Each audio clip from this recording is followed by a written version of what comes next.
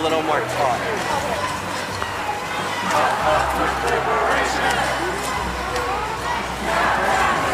Donald Trump semakin kehilangan cengkramannya di kursi pemerintahan Amerika Serikat.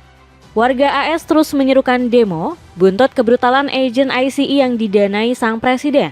Pria berambut pirang itu kian tersudut setelah Partai Republik menunjukkan tanda-tanda kelemahan yang berpotensi membuatnya dimakzulkan. Kesempatan ini tidak disia-siakan kubu Eropa yang terus menambah tekanan kepada negeri Paman Sam.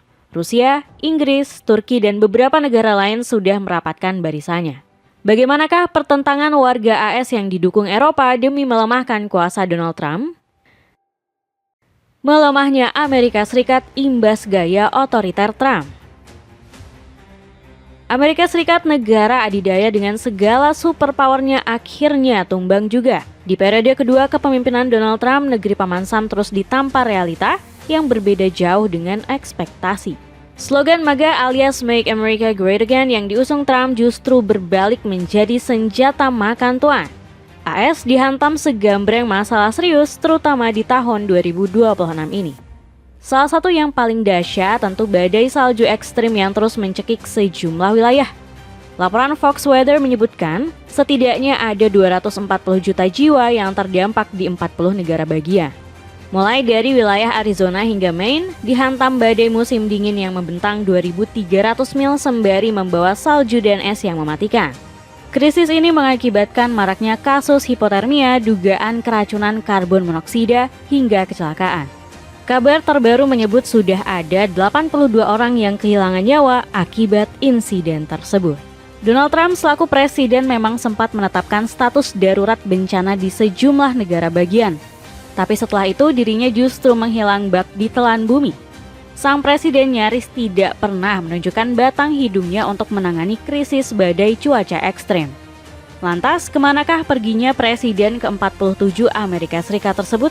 Pria berambut pirang itu masih sibuk dengan ambisinya menjadi penguasa dunia.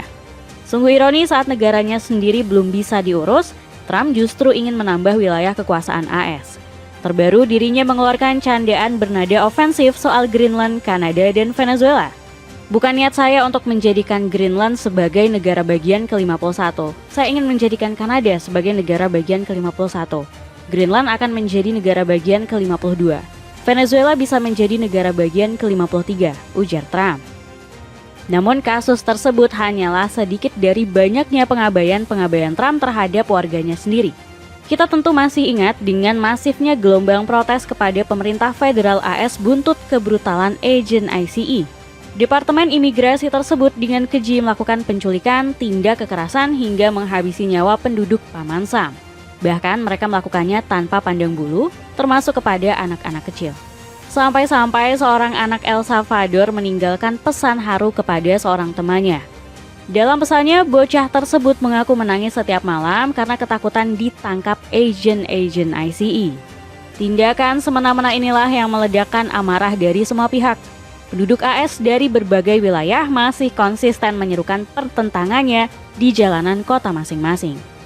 Terbukti demo yang semula cuma digelar di area Minnesota, kini sudah merebak ke wilayah lainnya, mulai dari New York, Washington, Tucson, dan Seattle.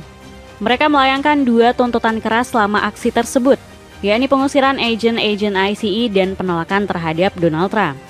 Namun, bisakah kamu tebak apa langkah yang diambil pemerintah Trump demi meredam demo tersebut?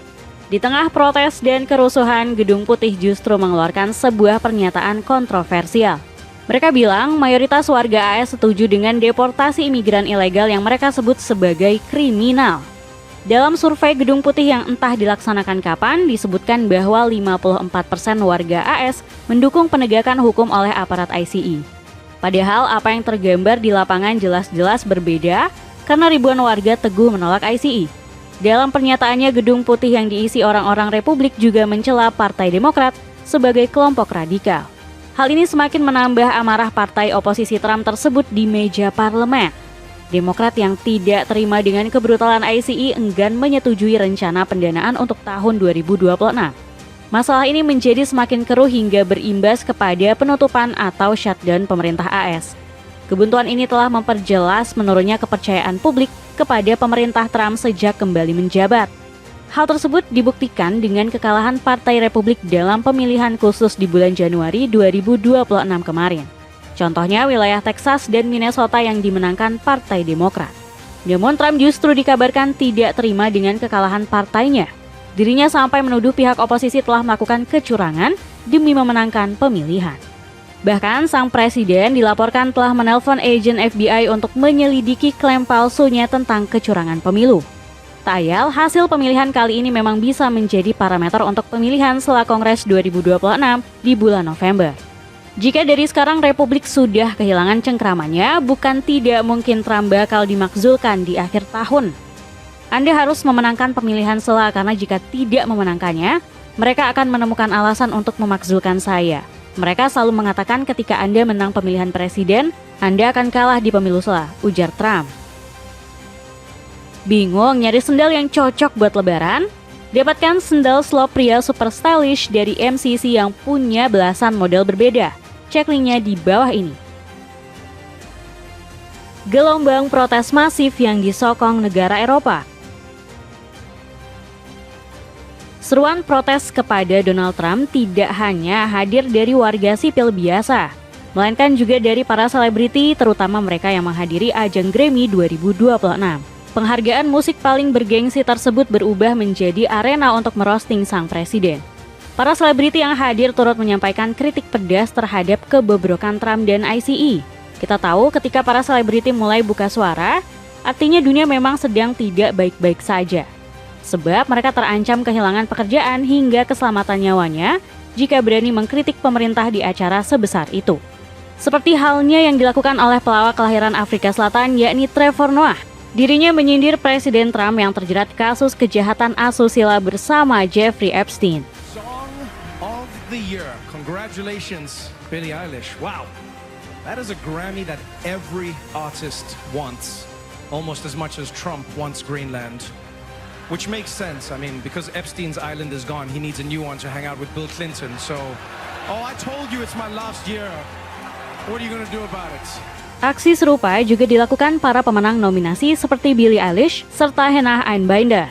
Keduanya memaki para agen ICE dengan kata-kata kasar di tengah siaran langsung. Mereka sadar itulah salah satu cara untuk membuat suara warga Amerika didengar seluruh dunia. Dan benar saja bak gayung bersambut, seruan tersebut langsung direspon oleh negara-negara Eropa. Benua Biru yang menyimpan dendam kesumat terhadap Donald Trump berambisi menggunakan kesempatan ini untuk semakin melemahkan pengaruhnya. Sebut saja aksi yang dilakukan warga Denmark, tepatnya di ibu kota Copenhagen. Ribuan warga dikabarkan berkumpul di depan kantor kedutaan AS demi memprotes kesewenangan Trump. Negara Nordik ini jelas masih tidak terima buntut ambisi sang presiden yang ingin mengambil alih wilayah Greenland. Hal serupa juga dilakukan warga Turki yang melakukan demo dengan membakar poster Donald Trump. Terlihat pula poster wajah Benjamin Netanyahu serta bendera AS dan Israel yang ikut dihanguskan si jago merah.